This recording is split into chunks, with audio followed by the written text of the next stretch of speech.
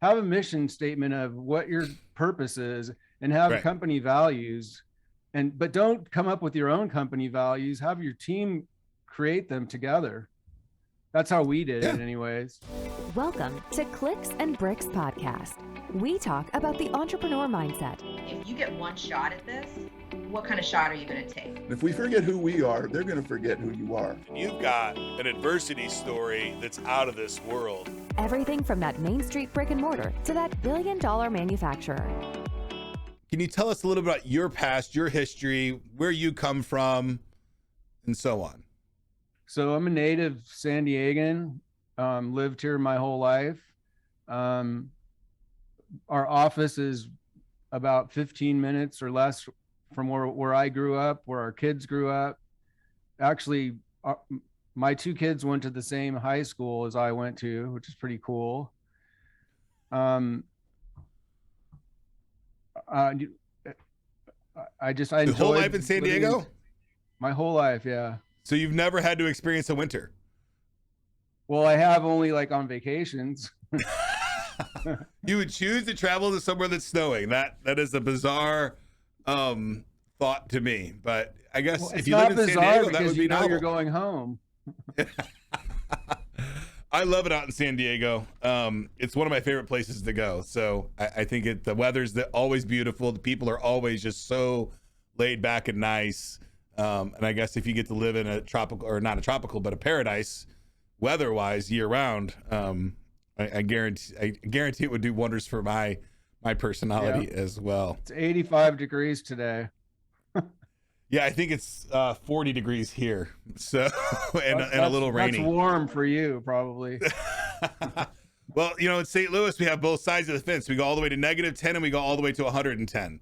So that's our summer and our winter. And we have about 3 weeks a year that's San Diego weather. I've been in St. Louis in the summertime. It's fun. Muggy. Yeah, it's definitely muggy. Did you know growing up that you were going to do this as your career, or was this kind of maybe something you would do, but maybe not? Well, just to give you a little background. So one side of my family was in the tire business. And so as I was growing up, I pumped gas and I changed tires. I learned automotive. I learned alignments, but that wasn't really something I wanted to do for my career. So I was going to college and I did things with my hands a lot. So I fixed appliances and built and did things, as I grew up. And so I always liked building. I thought about architecture, but just didn't really want to go that route. So like in my early 20s, I just went to my grandfather and said, I really like to learn the business. I would just work for free until I earn my way. And you can then decide when, it's appropriate to compensate me. And I was doing that and also changing tires and doing automotive at the same time and going to school. And at a point, I just said, I want to do this full time. And so I jumped in, and I would say probably within 2 months, I had a load of projects that I was managing on my own. Were you getting paid at that point? I got paid pretty quick because you can see the value pretty quick. Yeah. But he discouraged me from getting into the business. So Grandpa was saying, don't do it. Right. And so I wouldn't take no for an answer. And I learned construction and remodeling from the ground up, from like doing job site cleanups, carpentry. And then basically I self-taught running the business and marketing and sales and hiring and all that. I just kind of learned over the years. Right. Wonderful. You think it was like a little bit of reverse psychology? If you want a kid to do something, tell him he shouldn't. Yeah, maybe. It seemed like no meant no, but I just wouldn't accept no. Right. He still let you come in. He let you work for free, and then taught you all the tricks of the trade. Did you get to work with him for quite a while? So it's funny because he knew nothing about remodeling or building as far as the nuts and bolts. his expertise was sales and print marketing. Okay. I learned I mean, I just sucked everything up by watching and just, asking questions, and from like on the ground going to jobs. That's how I learned that part of the business, which was super valuable to understand what it takes to build a house or remodel or do a kitchen or any of that. So that was really valuable. And, I learned some from him, but mostly I would say I had a great opportunity, had a business that was established, and I just took it to the next level and kind of kept some of his philosophies, but I made some pretty significant changes directionally, how we are seen by people, where we marketed, how we marketed, and just our whole system is completely different than it was when we started out. Well, yeah, I guess. And with COVID too, it completely changed things. I mean, it's incredible. Yeah. So when was Murray Lambert founded? What year? 1975. So this is our 47th year. 47 years. That's amazing. And 4 generations now, from your grandpa, now your daughter. How old's your daughter? She just turned 30. She just turned 30, and is she working at the firm, or is she president, CEO now? What role does she have? VP of operations. VP of operations. That's a tough role. So she does all the work, right? You just kind of sit back. She does a lot. We both do a lot, and my wife does a lot too. But right. But so the way she started in the business is under an architect, because she got her degree in architecture, and that's where she started. But as time has gone on, she is handling a lot more, and she's very active on the sales and production side. Okay. So so you're based in San Diego and you're supporting the San Diego residents, right? What is kind of the sweet spot client that you're looking for? Is it a build, remodel? Like what is the core client that you guys are looking for? It's a build from the ground up, either an addition, a whole house, kitchen remodels, whole house remodels, that sort of thing. Okay. So, but you'd rather do a full build from design all the way through. Well, everything we do is design build. So when we get calls, if somebody already has plans or has permits in their hand, we're too far behind the 8 ball to take on those projects, because the way our service works is, we meet with the customers, do a consultation, no obligation. We find out what they want to do. We put numbers together, a range of costs. And if they're comfortable with that, then we go on to design development. And that's a very deep dive. I mean, we do a measure off of the property. We draft the as-built. We do modeling, walkthroughs, full color, high resolution, virtual tours of the work. Okay. Nice. I like that. Who do you use for those virtual tours? What equipment? If you don't mind me asking. We have an architect on staff and drafters and interior designers. We use Revit is the software we use for modeling. Right. But then we also have some add-ons that take it from, an okay 3D rendering to basically high resolution, like photo quality. Right.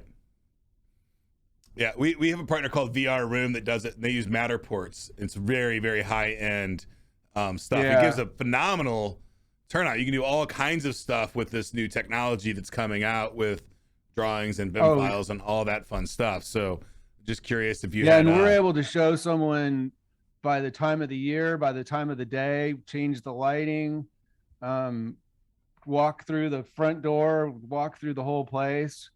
Right. And we're also doing drone and LiDAR measurements. So everything's digitized.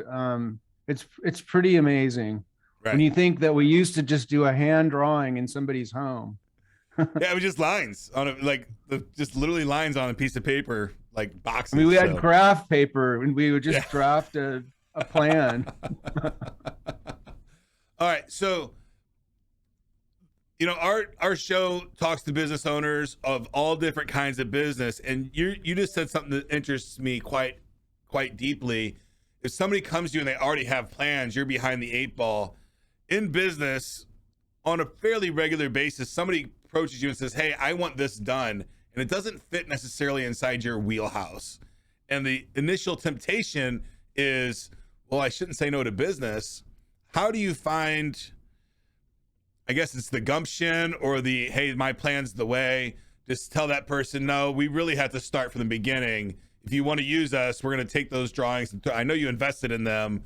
We'll use them as a reference point, but we're not going to start work off of them. Like, we have to own this process cradle to grave. That's a hard thing for a lot of business owners to do, me included, right? So how do you continue to tell your sales team and stay on that line? Because that's a hard line to stay on. It's an important one for a lot of businesses to do, because that scope creep can hurt you. But how do you convince your sales guys this is the right thing to do?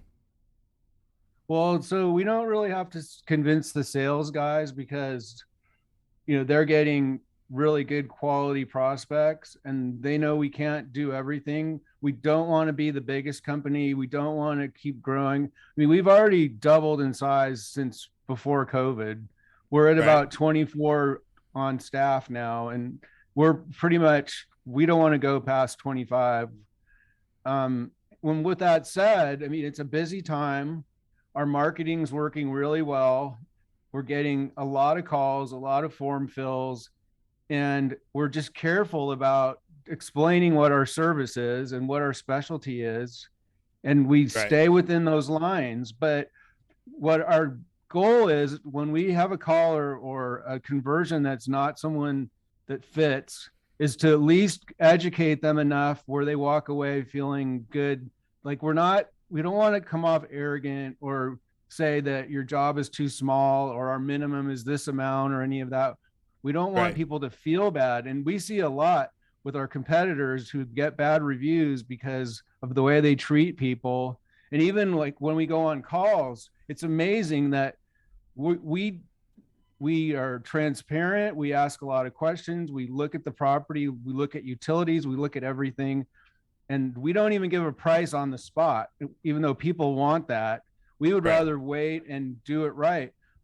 Competitors will just go in and spend 5 or 10 minutes and say, hey, this will be between $250,000 to $500,000, and try to get a response and then walk away. And we hear this every day. It's incredible. So when you give a price for a remodel or a build, is it a set price or is that kind of a estimated price? So we start out, so we're 2 steps. One is design development, and then the second one is the home improvement part of it. So step 1 is we give a range of price based on other projects we've done and based on the scope. And so we give the client a recap of what the scope of work is, line item breakdown of the things that are purchases. And if they're comfortable with that range, which is a realistic, but I wouldn't say it's a wide range, but it's a range. If they're comfortable with the range of costs, then we enter into a design agreement. And that's when we really dive deep. We get people on the ground, we get as-builts done, we get pre-bids from our trade partners, and we put together a fixed price. Okay. When I'm doing construction jobs, and I have to do them quite a bit, I very much prefer fixed price versus open book.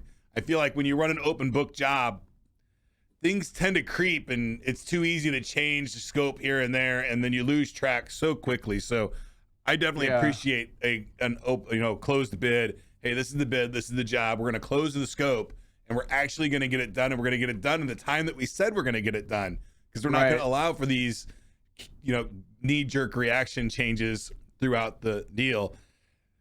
You had said that your leads are highly vetted before they get to the salesperson. That's how you keep these salespeople in line. Do you use it like a sales development rep, SDR, to do that first fielding the calls when they come in, or does that go straight to a sales guy for you? Well, so we have 2 ways that we get prospects. One through our website form fill that's automated with our CRM. And then the other would be a direct call that's measured through analytics that could come from Google or other digital efforts. Right. So it's pretty automated in that way, and pretty measurable. But we still, when we go out in the field, we ask more questions to find out, how they decided to call us. Right. But it's everything from cars, trucks, job signs, right. Google, organic. I mean, it's all over the board. Is a salesperson the first person that a customer talks to, or is there a buffer there between the salesperson and that first? Are they vetting them out, or is the salesperson's job in your firm to vet that client? Usually, so we have an operations person who screens some of them, or I will screen some of them. Sometimes my daughter will. And more we're trying to do little virtual consultations to start out if we're not sure. Right. I think it's important. I mean, we don't want to waste somebody's time, just like time is a finite thing. Right. And the sales guys, they're in a mood to get the deal done, right? And they're always in that mindset. So I've always found that having a gap between the salesperson and that initial lead has always been beneficial. And anytime I've had the salesperson pick that lead up first, they tend to push for decisions that may not be the best interest of the company, but maybe the best interest for that salesperson at the time. So I think that's having that gap there is really important. I've seen that in the past, but that's not the way our sales works or our system. And a lot of times now, because the volume, my daughter and I will go out first and set it up and then hand it off to what we call a project consultant. So we don't use the word sales at all. Okay. And we're not really a conventional company when it comes to that. I mean, we sell the company, and all of our departments sell the jobs, not just like a salesman. Right. Absolutely. I really, really like that mentality. You also said that you didn't want to go above 25 people. I'm in the same boat. I've got a couple different companies, and none of them are above 25 employees right now. And I've been on both sides of that fence. I've been down to 2 and 3 people all the way up to 700. Where are you located? We're in St. Louis, Missouri. Okay. But so many entrepreneurs have this idea, or what people that want to become entrepreneurs, that they want to grow to huge. They want to have hundreds of employees. Why did you choose? Like, you're making a conscious effort. And I've talked to lots of construction guys and handymen and stuff like that. I know that during COVID, it was an easy time to grow in that because people had this extra money. I think it's going to slow down with the Ukraine efforts right now. But, for a time there, it was grow, and it was pretty easy to do. What made you decide, hey, this is kind of where we're comfortable. This is where we like to be. And, are you still happy with that decision? And, is that what the future is? And does your daughter have that same kind of mentality? Or does she want to, the youngsters want to grow? So we are definitely comfortable in our size now. And my daughter, we're all on the same page that we don't want to get any bigger for a lot of reasons. We'd rather work smarter, be able to, for us to actually talk to people, not just the first time when we meet them, but as the process goes on.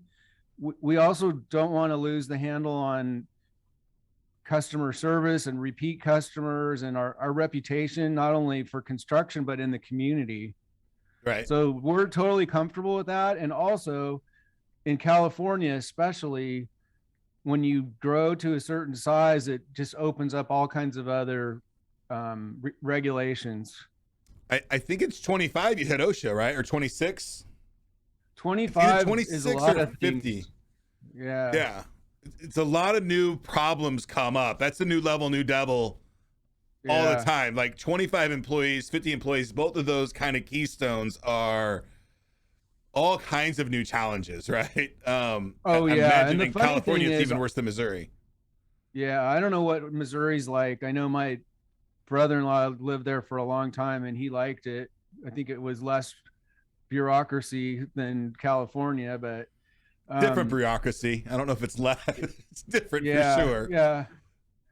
But it's getting too big is not what we want to do. Yeah, and for me, you can create a more wholesome work environment for your employees if you stay small. I got frustrated because I'd have employees that I never met. Like, it's okay if it's like goes to 30 days and I don't meet a new employee, but like 2 years, I have not met an employee that, That's my big. name's on their paycheck. I'm scratching my head. I'm like, man, I should know this person. Right. And it's, that's I pretty didn't like big. it. See, culturally, we are very tight. Our departments, we're not in silos, and we don't have egos and attitudes, and when you get too big, it's harder to maintain that. It is really challenging to maintain it. I don't know.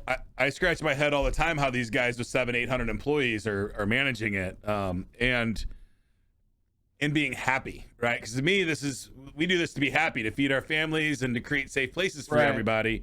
We don't do it to, I guess some people do it for the growth, but the stress at that higher number of employees to me was just too much. I did not care for it. Yeah. At all.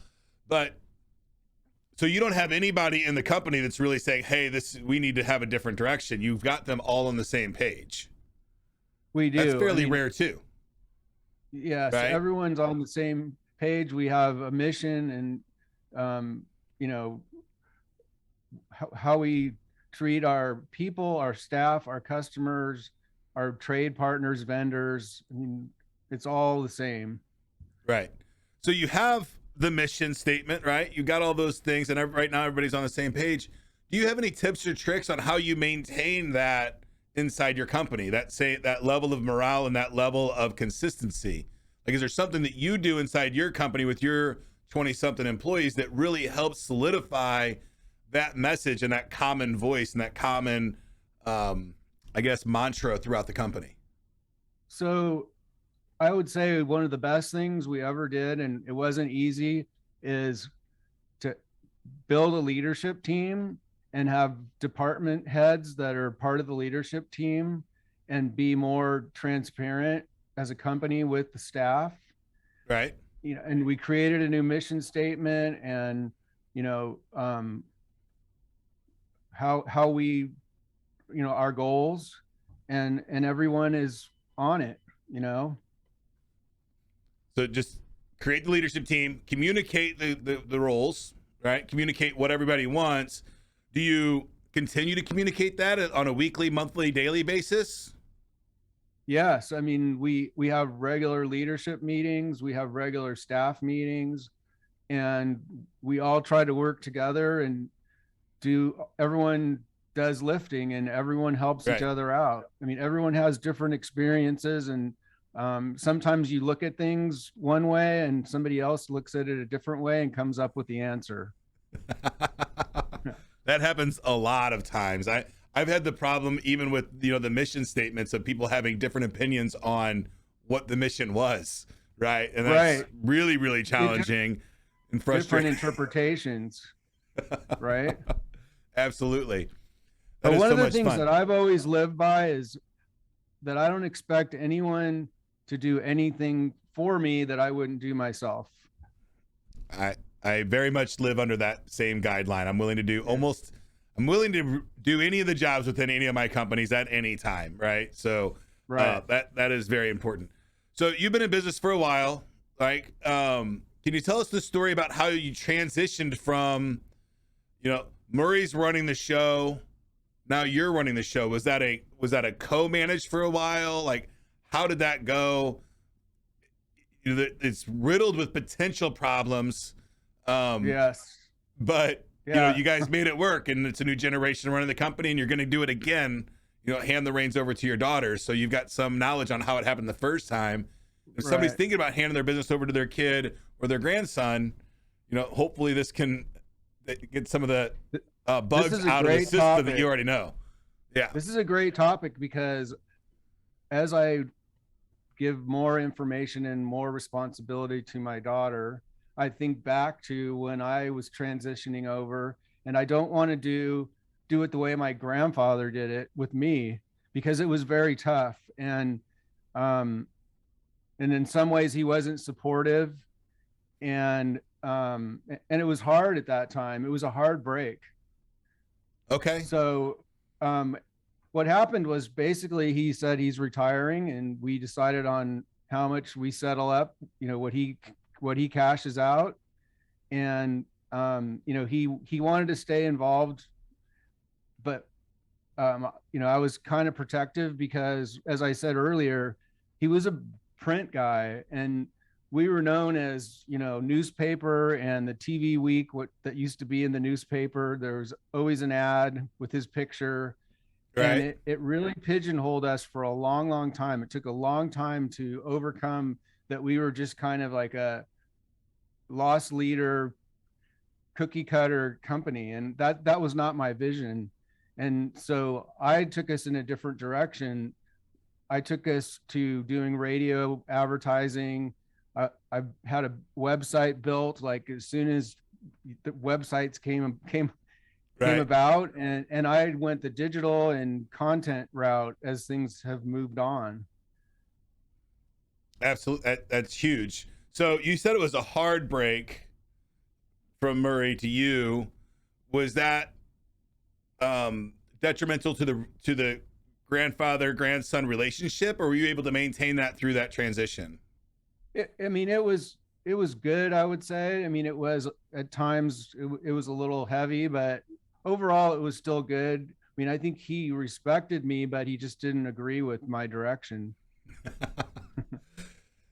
Sometimes it's hard for older folks to understand what's going on in today's media and all those things, right? And had you not gone to radio and TV then, you might not have had the mindset to go online. Absolutely. When you did. And today with social media, there's Absolutely. No cheaper way to advertise your product than take a picture of it and put it on social media, right? It's just... Yeah, I laugh because he tried radio, my grandfather, and he showed me the invoices. He ran for like 2 months, said it didn't work, and then never considered it again.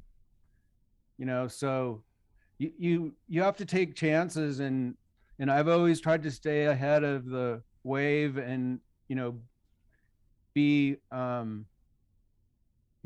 advertise smart, not just like everybody else advertises. So content. Today, are you doing any print advertising today, billboards or anything like that? No print at all. And are you done with radio as well and all internet, or you still have an internet or a radio piece of your marketing? No radio, other than, when I get this kind of opportunity this isn't radio, but I like to do interviews, podcasts. And we're doing some TV, not to the level that we were before, some streaming on demand, and then just a lot of digital and website optimization content. I write a lot of articles, organic stuff that I don't pay for. Right. If you can write on the internet, you're golden, right? Like, that's the number one. That writing and video, I think, are the two biggest drivers for traffic and getting people to your website and convincing them to do business with you and building that rapport, right? That's what it's all about, is building that rapport with the potential client to get them to know and trust you, so that when it's time to buy your service, they can, right? Exactly. You said you don't have salespeople. I don't have salespeople either. I have order takers, right? Like when somebody's ready to order, they order. Right. They don't have to sell them anything. I would hate to have a business that I had to talk people into using my product every day. I'd rather have a business that, you need my product. I'm a good solution for that problem. Let's see if we're a good fit together and move forward. I think that's a really great way to go about it. So we know what Murray stands for. That was Grandpa's name, right? What's Lampert stand for? What's that mean? That's his last name. So Murray Lampert was his name. Yeah, but your last name is not Lampert. So it was your mother's, your mother's dad. Okay. Fantastic. Got it. Murray Lampert was Grandpa's name, and you stuck with the name. You're keeping it. Yeah, and there was a time where there was a thought, and I think that's putting the nail on the head. Is I think a lot of times family businesses fail because youngster gets in there, changes everything, changes the name, makes it feel like a different company, and loses the equity that is there, Right. Yeah, there's a lot of equity in a name, right? You spend the uncalculated cost of the business card that's sitting out on somebody's desk, or the magnet that's on somebody's refrigerator with the old name on it, and there's now a new name, is you can't really qualify how much that value is, because I know that I've had phone calls from guys that I gave a card to 10 years ago and sold huge deals to. So yeah, I could definitely see keeping the name would be, one of the first things. Changing a company name is really, really challenging to do. Well, and logo too is, if you would have seen our original logo, which was a house, but it was like mustard yellow and brown. And so well, I've only ever seen it in black and white. Yeah, true. But I've tried to morph the logo over time, but not make it so drastic of a change that we look like a different company. Right. Fantastic. So we're moving along now, and you're getting a little closer to retirement age. You've got your daughter prepped to take over the business, and you're starting to give her bits of information on that. You expect that transition to go well? I do, because that's what I was saying earlier is I've been through it on the other end, and I'm not going to be like that. And I'm open to change. I'm open to new ideas. And I think that's what it's about, is having youth and having new people with new ideas, fresh ideas is really healthy for the business. Absolutely is. And I applaud you for having the desire to do it different. I have every single day I'm talking with somebody like, well, this is the way we do it. I'm like, well, yeah, but let's think about maybe we can do it different. Like, maybe, I don't know. Let's try it different and see. Yeah. We're never going to know unless we try. And don't make wholesale changes, but be willing to listen. And that's why I felt like my grandfather didn't really listen. I had this similar situation to where, unfortunately for me, my predecessor just passed away and handed me the business. And I just didn't know what I didn't know at the time, right? I'd been working there for years, and I was the vice president of operations, and my president died, and I took over as president, and I just had all these things that I had no idea about in the business until it was there. And I thought I knew, but I didn't until that day came, right? And that was a challenge. So applause again on recognizing that and having this transition be much smoother, and knowing who you're sending it to, right? That's got to be huge. How do you feel?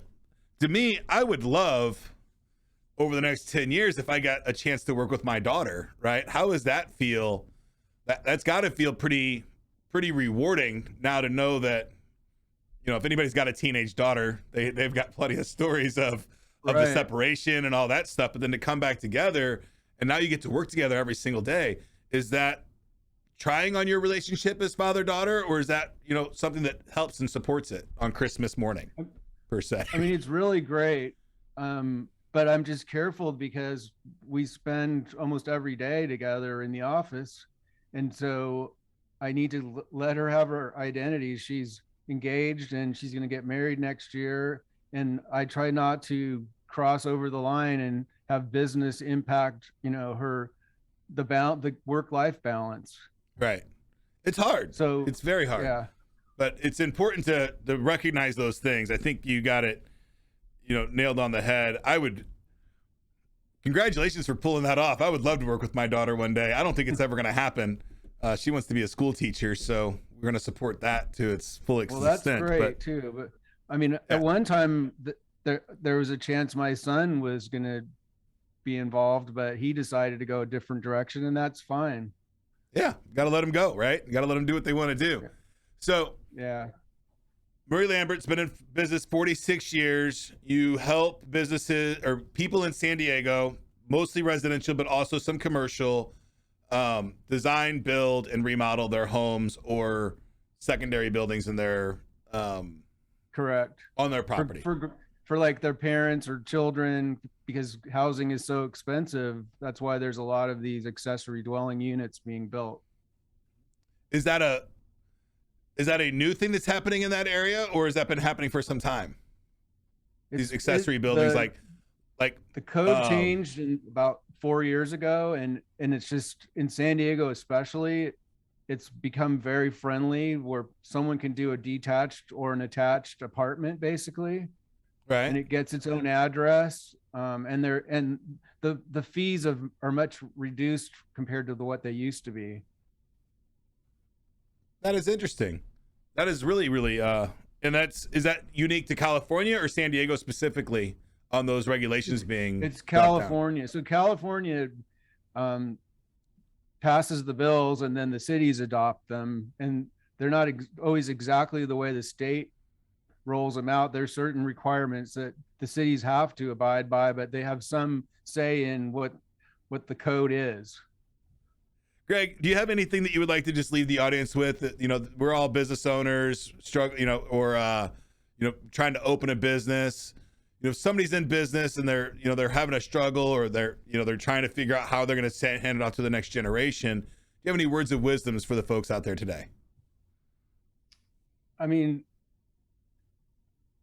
don't have a sales pitch, educate, be transparent, not only with your customers, but with your people that you work with and trade partners, if you're in that type of business.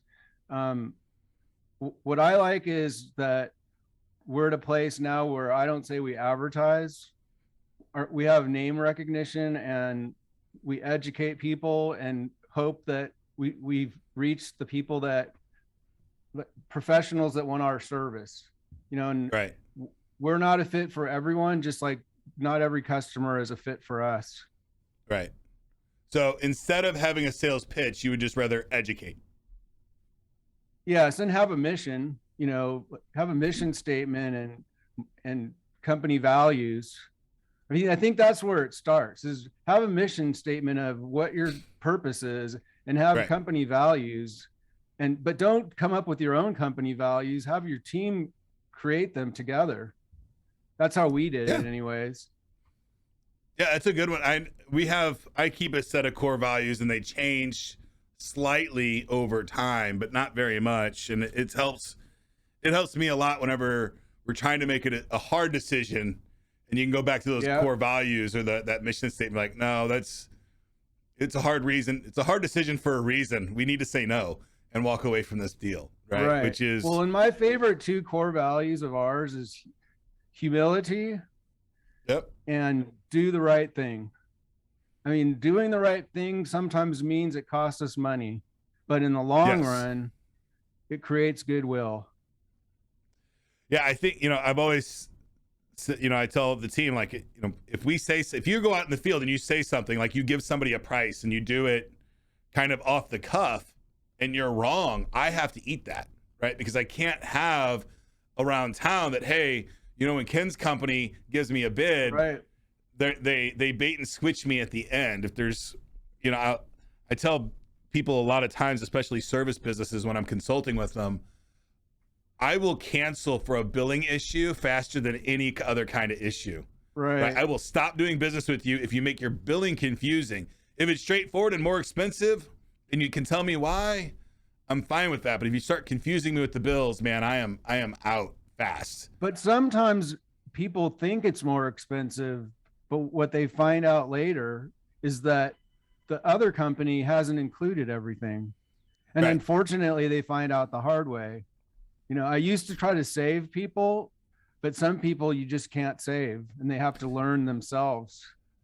Yeah, and knowing that the world is an abundant place and there's another job out there that you can get tomorrow is an important thing to keep in mind, right? Because if you get in that scarcity moment of, oh crap, there's no business out there for me to get, you're dead. You're dead in the water. Or you got the wrong product, right? Or something else is wrong. But yeah.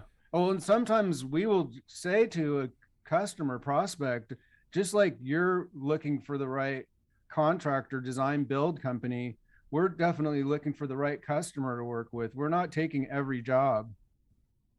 Right. And that's hard to do, turning down jobs, especially if you've got construction, if you've got full-time employees sitting on the bench wanting work and you're paying them to keep that talent in your stalls. It's hard to let them sit in those stalls and not run, right? So, I mean, that's what they're there to do, and they have an opportunity to do it, but it's not the right fit. So typically those kinds of jobs just deteriorate your business. And if you take too many of them, it can close you down. I know that I've done that. And that's a good point, because if you take the wrong type of jobs and it takes up too much resources, then that's not a good formula. No, not at all. Greg, I appreciate your time today. I had a lot of fun. I think I Thank learned a you. lot from you. Thank you so much for your time, and congratulations on a 4th generation business. That Thank you. is no small task at all. And I think I've only Thanks talked for to having one me other. on, and thank you for the great questions that you had. No problem at all. I appreciate it. I hope to talk again soon. I'll be in San Diego in June. I'll probably kick you an email and maybe put together a Okay. couple people and have a couple beers or something. Okay, cool. Awesome. All right. Thanks Thank a lot. you I'll be very right much. back with you, Greg. Okay. That's it for today's show, folks. If you'd like to join my text line community, the number is 314-370-2871. Get to work.